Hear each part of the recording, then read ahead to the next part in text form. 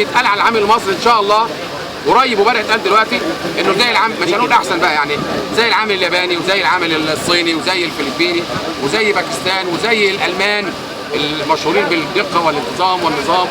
ليه ما يتقالش على العامل المصري كده؟ فشدوا حيلكم، احلوا نفسكم، اتدربوا. ما تقولش بقى انا واخد ليسانس حقوق وليسانس اداب وليسانس او بكالوريوس خدمه اجتماعيه والشغل اللي موجود لا يناسبني. لا يناسبك، لا يناسبك. لو انت اشتغلت بالفاعل وخدت مرتب كويس فتحت فيه بيت لحد ما يزيد الظروف المناسبه تجيلك، فده مكسب ليك، وده احسن من قعدتك في البيت.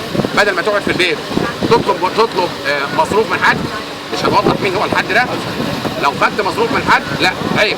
تعالى يا فندم اشتغل. اي حد يجي عايز يشتغل نجار او سباك او حداد او بنا او مقاول دبش او عامل تشغيل معده، يجي فورا هيشتغل مش هيرجع. وانتم كلكم شايفين اللي بيشتغل في الاسماعيليه الجديده دلوقتي 126 شركه. احنا محتاجين عشان ننجز الاسماعيليه الجديده لا يقل عن من 200 ل 250 شركه.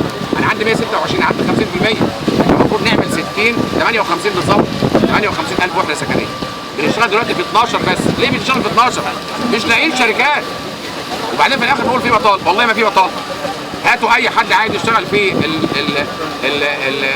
الوظائف او المهن المتاحه، مش هتلاقوا.